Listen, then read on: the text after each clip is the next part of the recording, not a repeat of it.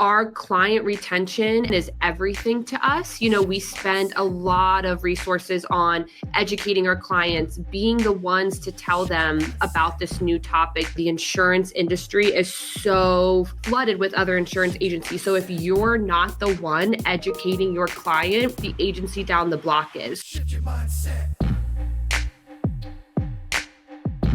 Hey, welcome back to the Accelerate Your Insurance Sales Podcast. Andy Neary here.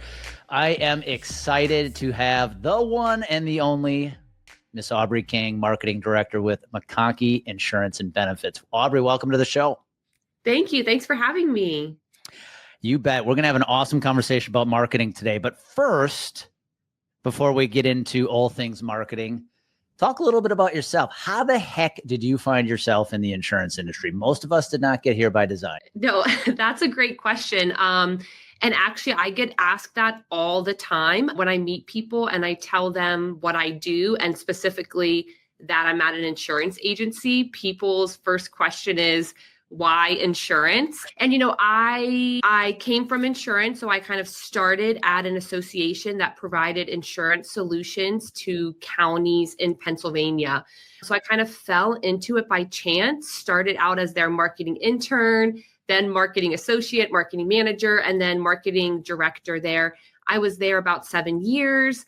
That's all I knew out of college. I loved it. I loved the people. I loved the work. I loved taking something boring like insurance, boring from my perspective. People who are in insurance. Said like a true marketing director. People who are in insurance tell me all the time, it's not that boring. But from my perspective, it is extremely boring. So I loved this idea of taking something boring and trying to have fun with it and making it fun and trying to story tell and make it relatable. Then I was just looking for new opportunities. McConkey popped up, and then I've been here for about 3 years now. That's awesome. Love that. And I wanted to have you on for two reasons. Number one, a lot of agencies struggle when they hire people in marketing. And what I see is they hire somebody. I'll give a prime example. You do see this. Agency owner hires his or his niece or nephew because they're young and they know social media. And that's what designates marketing director. Well, what happens in that moment is marketing becomes more of an order taker. And now executives are passing the marketing strategy on to the marketing team to produce marketing. And if the strategy being shared with the marketing is not good, they're just sharing a really bad thing versus having a marketing team that is creative, who's got that creativity to say, no, I know what we can create to generate opportunities and leads. You have that ability. And that's why I wanted to have you on. It's a rare thing I see in the insurance industry. The second reason I wanted to have you on is you are a huge fan of The Office, which I am guilty of often watching reruns of The Office. So I do have to ask, what is your favorite episode, if you can recall one right now? Oh my goodness, really putting me on the spot. There's so many good ones. Probably my favorite one, and I only am thinking about this because I actually did a talk a few weeks ago about marketing, humanizing marketing, and I made my entire presentation around The Office. So I really got to dig in and really pull up some iconic scenes.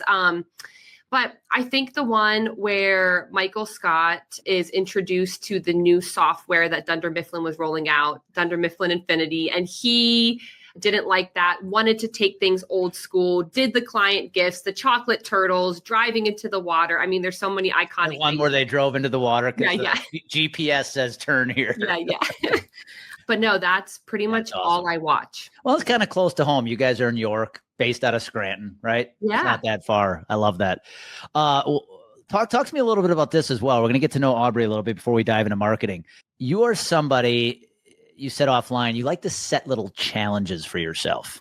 So my guess is you're competitive. Talk to us a little bit about give me examples. When you say I love to set little challenges for myself, what might that look in a given week? Yeah. In a given week, the first thing is this year, one of my goals was to work out every day. So I got a Peloton and I think I'm on 188 days. So your streak's alive. The streak is alive. Nice. Well, that was really to teach some discipline. And the whole concept of do it anyways, right? Like no matter what I was going through, personally, professionally, no matter what chaos was in my life, I said, I'm getting up every morning by 5, working out, non-negotiable. And then once I did that, I was like, this isn't enough anymore. Like I want something new. So I've done Whole30 for 30 days, did that. I was like, this is great. Again, I need something new. I recently just finished up something where I ran a mile every single day. For how long? For a month. Nice. So I did that. So just always trying to set things, like this week I could just say, hey, I'm going to cut out all sugar this week. So just really trying to think of little challenges. I love that. And little goals just to keep things fresh. And to, I just feel like if I don't have something like that going on, I tend to get really bored. So it's been helpful. Yeah, I like that. I have a little quirk about myself where I love the training process. Like I love to train as if I am going to be participating in a race, yet I don't do the race. To me, it's a process, right? Yeah. I think what you're doing is kind of a similar thing, like running a mile every day for a month. That's a process. And I'm sure there were plenty of days you had to talk yourself into it. Oh, pretty much all 30 days. Discipline. I mean, but that's why you are successful. It's those little, how you do one thing is how you do everything. And so those little challenges you present to yourself on a personal level, I'm sure have big impacts on how you operate inside the office. Yeah, for sure. And one quick little thing, it's almost like a joke in our household now. Like if my husband comes home and, it's just vegetables for dinner, he's like, oh, great, here we go. Aubrey's cutting out everything Next for the challenge. Yeah. So you never know when it's coming, but I just kind of get the itch and pick something and then run with it. That's funny. That's awesome. I love that. Well, let's talk marketing. Yeah. Let's just start with the basics. You've been working with an insurance agency for 3 years now. And when you look at marketing in general in the insurance industry, what do you think are some of the bigger misconceptions our industry has when it comes to marketing? That's a great question. And I think there are obviously a lot. I think the biggest misconception is that marketing can only happen behind a desk.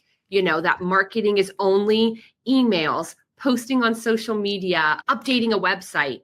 When from my experience, some really impactful marketing comes from being out and about, being in the community, meeting people face to face, building those relationships, trying to show up and find opportunities to be relevant where your clients, where your prospects are. I think marketing and insurance and a lot of different industries, but specifically in insurance, can seem very much like only a promotion instead of building connection and trust. And, you can't always build connection and trust from behind a screen. So I think that's a big misconception that I see. This episode is brought to you by True Captive Insurance. What if you could take full control of your healthcare strategy without the financial burdens of traditional insurance? At True Captive Insurance, they make that possible. As the only captive in the nation that puts up the majority of collateral on your behalf, they provide financial flexibility from day one, making them an advocating partner for their customer success. True Captive's fully customizable plans and cost-saving strategies ensure you never have to choose between affordability and quality care. It's time to break free from the limitations of conventional insurance. Take the next step today. Visit truecaptive.com and discover a smarter way to manage healthcare. That is truecaptive.com. It's a really good point. Marketing is done. The intent of marketing is to help support sales. But the way you said that, I thought was very appropriate. I think a lot of agencies look at marketing as sales. And instead of using it to nurture, build, trust, know, like, and trust ability, they use it to sell and pitch people. And everything is a promotion. Yeah, I like that. I think I completely agree with that. I look at a lot of agencies out there. And I'd say it's a lot of the traditional ones that have been around for quite a while. Why do they are still hesitant to leverage a lot of what I would call the modern mainstream channels of marketing today? I'd be curious if you have any thoughts as to why would they still be hesitant? Yeah, I mean, I think just, it's out of their comfort zone, right? Like it's that whole idea of the resistancy to change. Like, why should we change our model? It's worked for the last 50 years, right? Like we are still around. We're not going under. Why should we invest in something or try something new? I think that's a huge thought that people have. Yeah. It's, how do I say this? There's a lot of being proud of the past in our industry. And I think because of your point, well, this has worked for us for 30, 40 years. Yeah. Why should we change? I do think that's what keeps a lot of agencies from investing time and money into the marketing that works today. I'd love your perspective. You said something a few minutes ago about being out and about, not behind a desk. What advice, if you're willing to share, would you give another marketing director who might be listening, who is caught behind a desk, just sitting and waiting for somebody, the executives, sales reps, whoever, to deliver a project they must complete called marketing, where they could be out and about? You do a great job of being out in the community, right? What advice would you give that marketing director?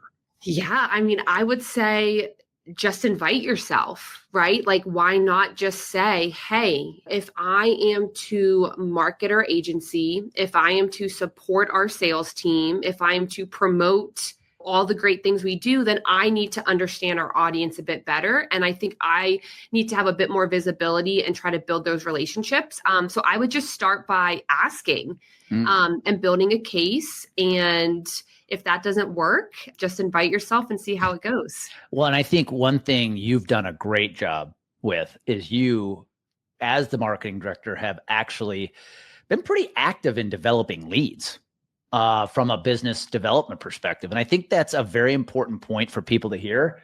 I think we all know marketing is to support sales, but I still see a lot of agencies that do look at marketing and sales as two separate silos.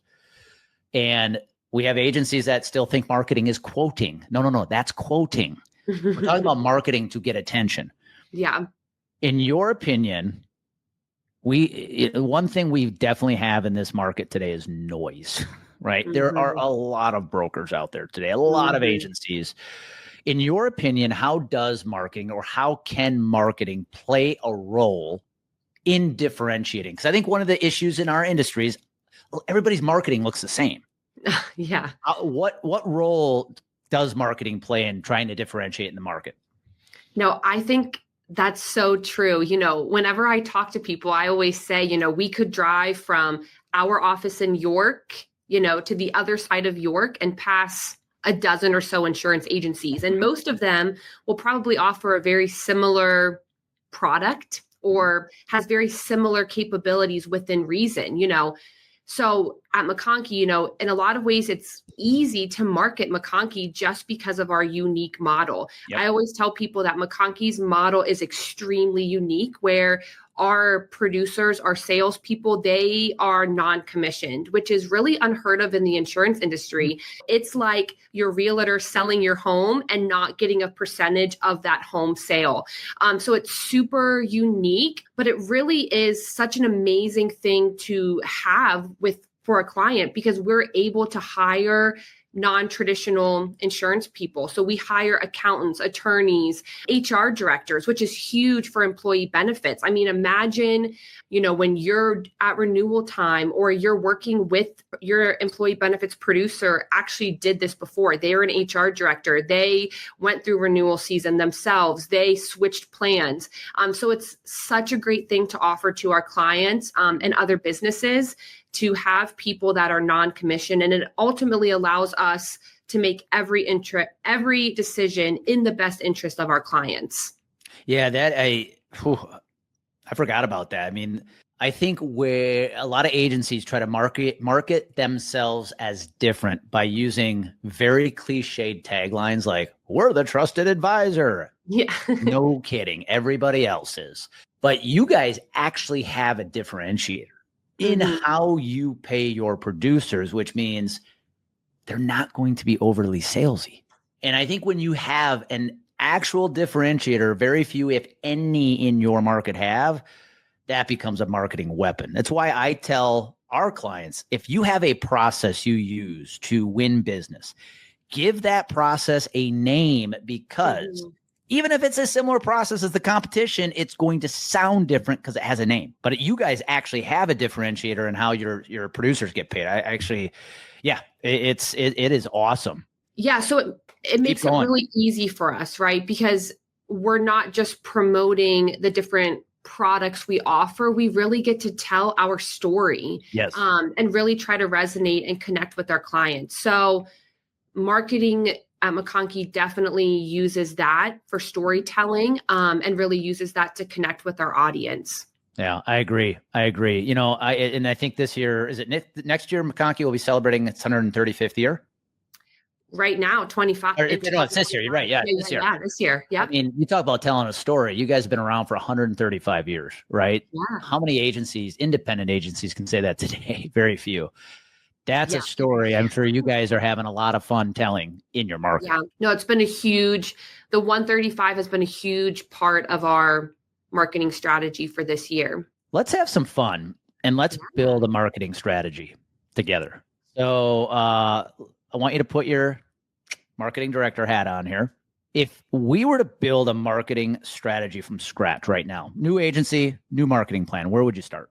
I would first start with, what is their story? What's your message? What point? What are you trying to get across, right? Like, it's more than just, hey, we offer employee benefits and business insurance. Kind of, what's your non-commissioned? How do you differentiate yourself? Like how we have the non-commissioned. Okay. So what makes us different? Correct. What makes you different? Okay. How about audience? How would I identify, or how could we identify who the right audience is? Yeah. And audience would probably be my second thing for sure. I would say, based on what you offer, who are you planning to offer that to, and really try to laser focus on that audience, and then using your messaging and kind of tailoring it for that audience, right? Like if I'm sending out something, I'm not going to have the same piece of content written in the same way go to HR for employee benefits, the CFO for commercial, or the risk manager. Like, it's going to be tailored based on my audience. So I think that's also a very important piece of the marketing strategy. Yeah, I think what you just said is something I want everybody to hear. It's, you got to be telling the prospect story, but more important, you can't just put one static message across everybody and expect it to hit everybody the same way. How you talk to a CFO of a construction company is very different than how you talk to an HR director of a manufacturing company. And you can't run one campaign and think somehow that's going to hit them at the same pace, at the same time, with the right message, the same message. Okay, so we've got telling your story. Yeah. Make sure the message is directed at the right audience. Let's talk about channels, because this is where I think a lot of agencies go wrong, right? Again, traditional marketing, pamphlets, brochures, billboards, sponsoring hole number 9 at the local association golf outing. That's all forms of traditional marketing in the industry. We still can be leveraging them. But what other channels would this agency have to be using to market effectively? I mean, LinkedIn. Okay. I would say LinkedIn. I mean, you have access to your key decision makers. I mean, most C-suite professionals from all sorts of different businesses and industries are on LinkedIn. So you have such a great opportunity to not only promote your agency, but also your producers as well. Okay. So we got LinkedIn. Where else should we be putting that message? I would say probably all social media, just because it doesn't hurt to have it all, because you never know where people are looking, just to kind of help with that. Yep. We also use YouTube to post our videos. So we have it on social media. We have it on YouTube as well. And I mean, also your website, which I know sounds kind of lame in some ways, right? Like, oh, obviously your website, but I will say that, I spend a lot of time looking at websites, and not necessarily competitors, but just other websites in general.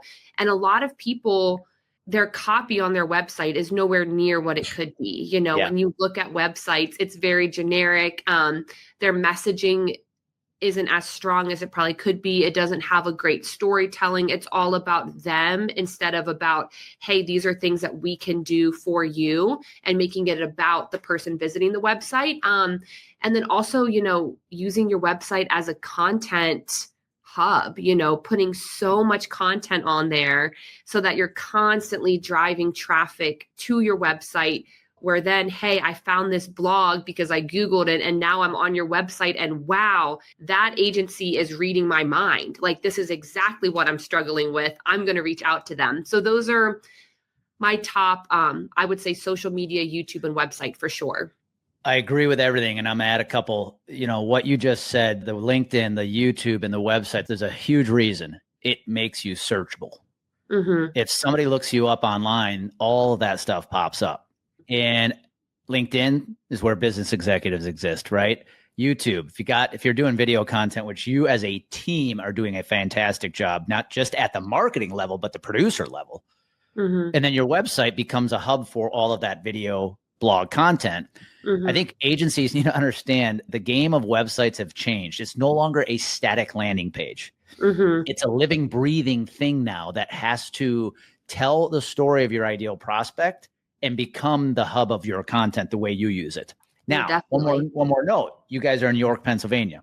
A lot of businesses that are probably very local, right? Mm-hmm. Don't be afraid to use platforms like Facebook, because if you have businesses that are very geographically driven, Facebook is a very good place to use social media content as well. Yeah, for sure. Now, I would love your thoughts. So we've got, we've got to have the right story. Mm-hmm. We got to have the right prospect. We've got to have the right channels. Mm-hmm. Let's go to the next place, email campaigns. Mm-hmm. One, do you believe they're important today in a world where it is hard to get opens and replies?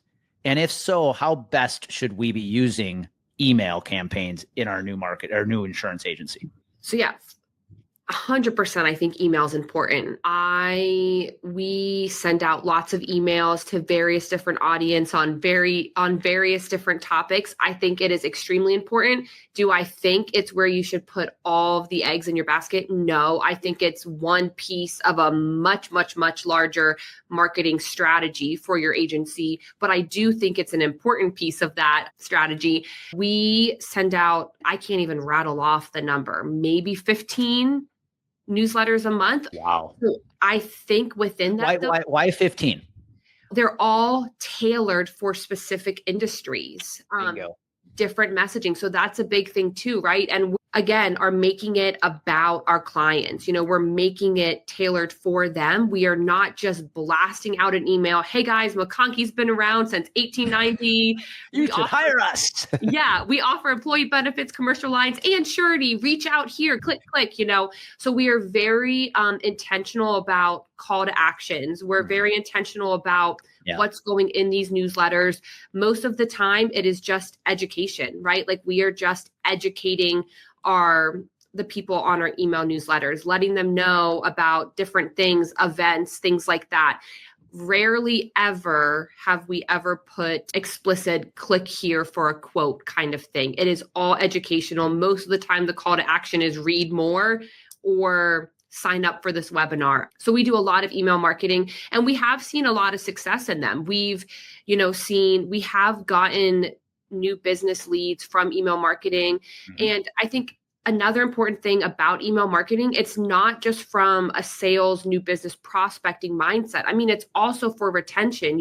Our client retention and our client satisfaction is everything to us. We spend a lot of resources on educating our clients, being the ones to tell them about this new topic, being the ones to educate them, because like we talked about earlier, the insurance industry is it's flooded with other insurance agencies. So if you're not the one educating your client, the agency down the block is. So we also look at email marketing from two kind of different brains. One, the prospecting. Two, hey, we want to give our clients all the information, all the updates.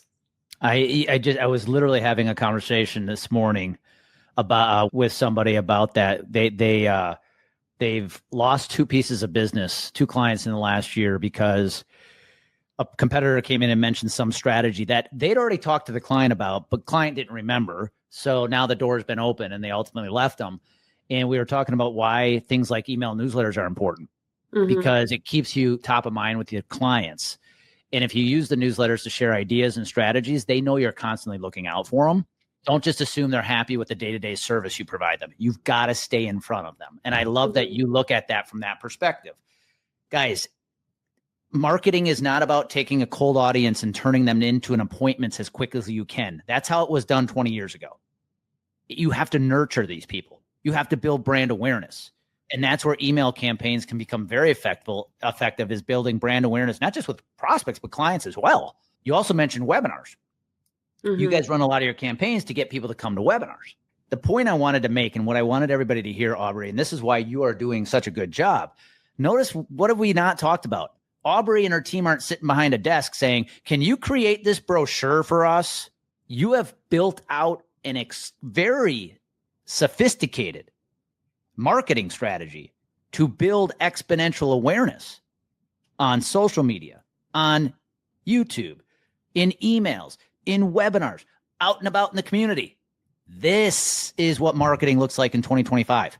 I'd be curious, Aubrey, social media, because one of the coolest transitions I've seen is you've got a lot of team members now participating in the social media content creation.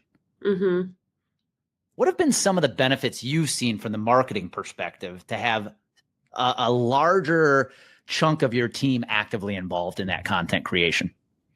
Yeah, I mean, I agree. I think it's been really exciting. I mean, like I mentioned, we are able to hire such experts here at McConkey. I mean, the team really is everything. So I think it's really exciting getting our team out there and showcasing that, right? So marketing does play a role in helping our sales team showcase that. So, helping out with content, helping out with, hey, this would be a great post. Can we help? So it's been really exciting to see that and building that credibility, educating clients and prospects, building that awareness. Our McConkey page is one piece, but we have 40 other people that are client facing on our page that are also posting as well, just creating that additional brand awareness. But it's been exciting. I think it's always hard trying something new.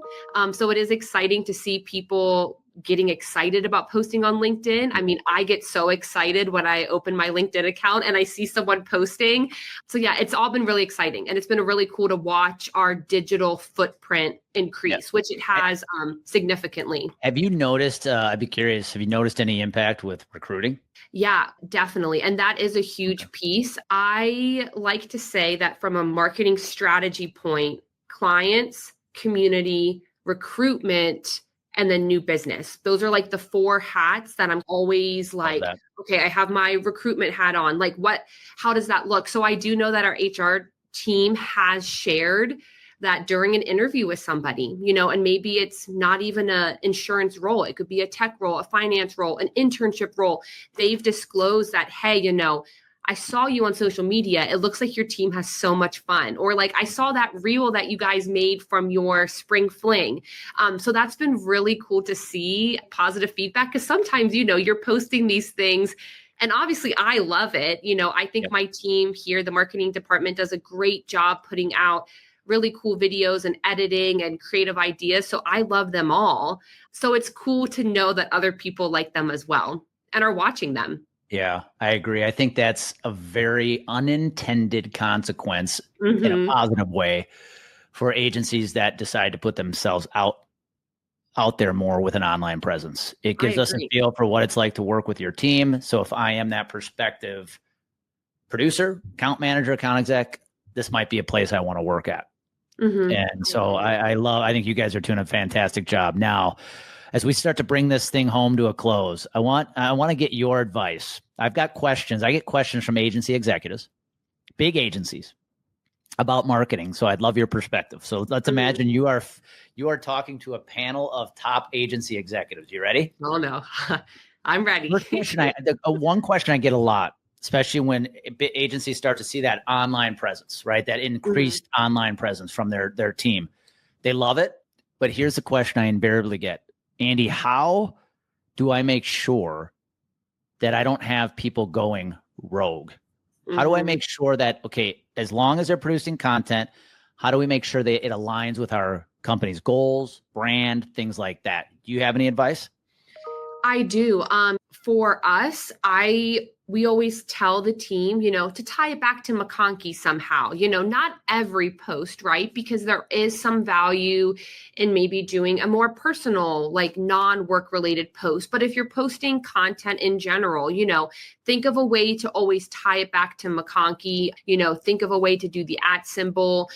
We make graphics for our team. That way, if someone's posting a graphic, at least it's branded. But I definitely understand that because it's always that fine line, right? Where you want your team to have their own brand, their own image, their own presence but with the goal of driving it back to the agency. So I totally understand that. If that was a problem, if that was happening and you thought that was problematic, a suggestion could be, empowering your marketing department to step in and assist, so maybe you have a monthly meeting with your sales, have your marketing team come in, have them talk about it, the importance of kind of tying things back to the brand, because we're all on the same team and we all have the same goal. So that could be something to do if it's not already happening, is to tie in your marketing team. That's actually a great segue because it was going to be my second question. I'm an agency executive, got a large team here. I've been raised in the traditional forms of insurance marketing, but I know we need to change. I don't know where to start. What advice would you give that agency executive who knows he or she needs to change the way they're doing it? Mm-hmm. What would be your advice on how they approach their marketing team to help them make the transition? Yeah, that's a tough one. Think about what you're doing at McConkey, right?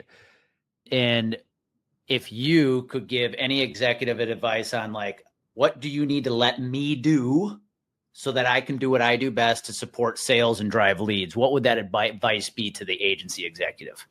Yeah, I think empowering your marketing department, letting them know that, hey, you can kind of be more involved with the strategy. I think it starts there, right? Instead of just saying, hey, can you update this flyer or make this change on the website, letting them know like, hey, marketing has such a huge role in sales and there really should be more integration and there needs to be an overall strategy. I think a lot of the issues with traditional marketing versus where we are now is like we talked about, there is no strategy. It's like these ad hoc kind of marketing tasks that I think could definitely be changed with a strategy, and then just empowering the marketing department to run with things, right? And be creative and not being resistance to change, right? Because if you say, hey, I want to change the marketing up, then you have to be ready to then hear some ideas that may be out of your comfort zone, and that's what I wanted. That's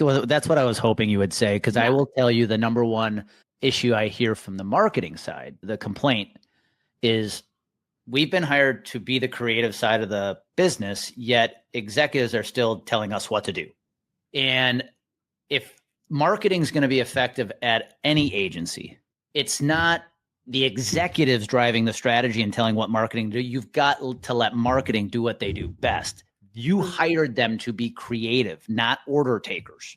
And so if you're an agency leader listening to this and you want your marketing to work in 2025, give your team, your marketing department, the freedom to be creative. That's the number one tip I would give an executive right now. Don't drive the strategy on top of them. Mm-hmm. Let them come to you with the strategy. Mm-hmm. So I'm going to ask one more question. You okay if I put you on the spot a little bit? Yeah. You got it. It's 2025. We're going to go back to our marketing agency, our insurance agency. We're starting from scratch. Mm-hmm. You could only use one strategy for marketing. Yeah. What would it be? To drive the most impact, you only get one. I'm going to say LinkedIn. Okay. And I did not pay you to do that. Yeah. LinkedIn, like we talked about, I mean, most of your target audience, whether it's clients, prospects, COIs, they're on LinkedIn. And you can have such a far reach on LinkedIn, from your business page to your individual team members' reach. I mean, you can put something out and have it hit thousands of people, and you can do it. It's always open, right? Yeah. Like, it's 24/7. Yep. Correct. 365. So, I mean, it's always there, and you can just generate so much content, and it's easy, right? Like you could go on to ChatGPT, and not like I'm 100% suggesting this, because there's kind of nothing worse than seeing 100% AI automated content. But theoretically speaking, if you didn't know where to start, you could go to ChatGPT, get some ideas, make them your own though. Don't just copy paste, put them on your LinkedIn. And I mean, you could just pump out those posts and just really build out this massive marketing strategy just using LinkedIn and ChatGPT. Aubrey King, Marketing Director of McConkey Insurance and Benefits. Aubrey, this has been awesome. Thank you for taking the time to do it. For everybody else listening in, please take Aubrey's words to heart. If you want your marketing to work in 2025 and beyond, it comes down to who are you talking to, what are you saying, and where are you saying it? And you have to change your mindset around how marketing works, and you have to let your teams have the freedom to be creative, to stand out in a very crowded market so they can do what you've hired them to do, which is drive leads. So Aubrey, thank you one more time. Thank you. Everybody else, be good. Sales Podcast. One of the most valuable things you can do to help us and other new potential listeners find our show is for you to rate the show and leave a review. So as a special bonus for you, if you leave us a review, take a screenshot of your review and send it to me as a DM to my LinkedIn profile.